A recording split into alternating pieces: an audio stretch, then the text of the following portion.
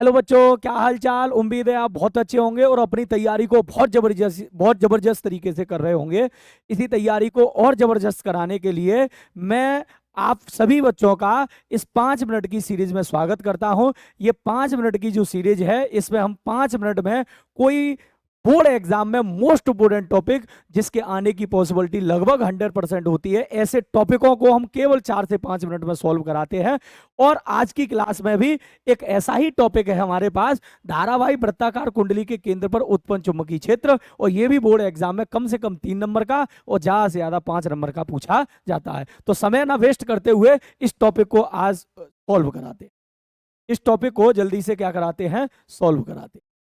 तो टॉपिक क्या है, धारावाही वृत्ताकार कुंडली के केंद्र पर उत्पन्न चुंबकीय क्षेत्र। बोर्ड एग्जाम में 100% ये मोस्ट इंपोर्टेंट टॉपिक है जिसके आने की पॉसिबिलिटी 100% है। ठीक है, तो धारावाही वृत्ताकार कुंडली के केंद्र पर उत्पन्न चुंबकीय क्षेत्र, हमारे पास एक धारावाही वृत्ताकार कुंडली है और जिसमें कितनी धारा प्रवाहित हो रही है, आई धारा प्रवाहित हो रही है।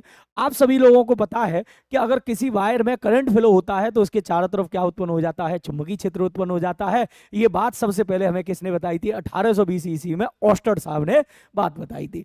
तो हमने ये वायर लिया है और इस वायर को एक कुंडली के रूप में मोड़ लिया है और इसमें आई धारा प्रवाहित की है, तो इसके चारों तरफ मैग्नेटिक फील्ड उत्पन्न हो जाएगा। लेकिन हमें मैग्नेटिक फील्ड का मान इसके कहां पर चाहिए, केंद्र पर चाहिए। हमें इसका मैग्नेटिक फील्ड का मान कहां पर चाहिए, केंद्र पर। तो इसके लिए हम इस कुंडली को छोटी छोटी लंबाई, अल्पांश लंबाइयों में क्या कर लेंगे, विभाजित कर लेंगे। क्यों? क्योंकि बेटा हमें अल्पांश लंबाई के कारण ही चुंबकीय क्षेत्र पता होता है वायो सेवर्ट के नियम के अनुसार। तो हमने इस लंबाई को छोटी छोटी लंबाई डीएल में विभाजित कर लिया, जिसमें से एक भाग डीएल का ही आपको दिख रहा है। और इस डीएल की जो डायरेक्शन है, इस डीएल की जो दिशा है, वो हमेशा हमेशा जिस बिंदु पर ली है उस बिंदु के क्या होती है, स्पर्श रेखी होती है। और इसकी इस त्रिज्या के साथ जो कोण है वो कितना डिग्री है, 90 डिग्री है। तो बेटा इस डीएल के कारण इस बिंदु ओ पर उत्पन्न चुंबकीय क्षेत्र, अल्पांश लंबाई डीएल के कारण कुंडली के केंद्र पर उत्पन्न चुंबकीय क्षेत्र कौन से नियम के अनुसार, वायो सेवर्ट के नियम के अनुसार। वायो सेवर्ट का नियम आप सभी लोगों को पता है, डीबी बराबर म्यू 0.4 पाई आई डीएल साइन थीटा बट्टे आर स्क्वायर। आई प्रवाहित धारा है, डीएल अल्पांश लंबाई है, आर लंबाई से, अल्पांश लंबाई से उस बिंदु तक की दूरी जहां पर चुंबकीय क्षेत्र ज्ञात करना है। तो बेटा यहां भी दूरी आर है, अल्पांश लंबाई एल है और केंद्र क्या है, ओ है। और बेटा थीटा जो है वो आर और डीएल के बीच का कोण है, आर और डीएल के बीच का कोण है। अगर आप सभी लोग देख पा रहे होंगे तो यहां पर आर और डीएल दोनों के बीच का कोण कितना डिग्री है, 90 डिग्री है। आर और डीएल के बीच दोनों का कोण कितना डिग्री है, 90। तो यहां साइन थीटा की जगह कितना डिग्री रख देंगे, 90 डिग्री। साइन 90 की वैल्यू 1, तो ये वैल्यू निकल के आ गई, ये वैल्यू निकल के आ गई। अब बेटा हमें इस अल्पांश लंबाई के कारण ही कुंडली के केंद्र पर चुंबकीय क्षेत्र नहीं चाहिए, हमें चाहिए पूरी कुंडली के कारण इस कुंडली के केंद्र पर चुंबकीय क्षेत्र। तो इसके लिए संपूर्ण कुंडली के कारण चुंबकीय क्षेत्र, तो इसके लिए हम क्या कर देंगे, समाकलन। इसके लिए क्या कर देंगे, समाकलन। और जैसे ही आप समाकलन करेंगे तो इंटीग्रेशन डीबी बराबर म्यू 0.4 पाई आई बट्टे R square multiple dl, integration dl. तो बेटा समाकलन का एक छोटा सा फॉर्मूला आप याद रख सकते हैं कि इंटीग्रेशन डीएक्स, तो इसकी डी हट जाती है और केवल क्या बचता है, एक्स। कुछ नहीं है, केवल डीएक्स है तो उसकी डी हट जाएगी, वो क्या बचेगा, एक्स। इसी तरीके से इंटीग्रेशन डीबी, तो इसकी डी हटेगी तो क्या बच जाएगा, बी बच जाएगा। और यहाँ इसकी भी डी हट जाएगी तो क्या बचेगा, एल।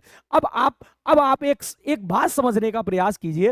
डीएल मतलब ये सूक्ष्म लंबाई, अच्छा एल का मतलब इस कुंडली की टोटल लंबाई। अब एक बात बताओ, इस कुंडली की टोटल लंबाई का मतलब इस कुंडली की परिधि, और कुंडली की टोटल परिधि क्या होती है, 2 पाई आर। भाई डीएल का मतलब सूक्ष्म लंबाई है, लेकिन डीएल इंटीग्रेशन किया तो टोटल लंबाई, और टोटल लंबाई का मतलब इस कुंडली की परिधि, परिधि कितनी होती है, 2 पाई आर। तो परिधि की जगह 2 पाई आर, 2 से ये 4 2 टाइम्स कैंसिल, पाई से पाई कैंसिल, एक आर से एक आर कैंसिल। तो बताइए V बराबर फॉर्मूला निकल के आया म्यू 0 आई बट्टे 2 आर।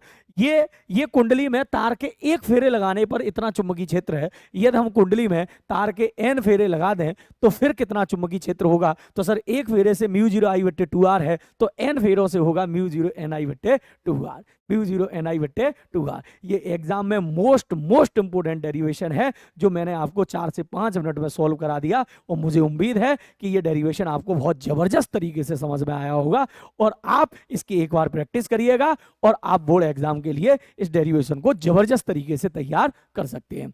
इसी के साथ नेक्स्ट वीडियो में एक और नए डेरिवेशन के साथ मिलते हैं, एक और मोस्ट इंपोर्टेंट डेरिवेशन के साथ मिलते हैं। अपना सभी ख्याल रखिएगा और स्वस्थ रहिएगा। Okay, thanks.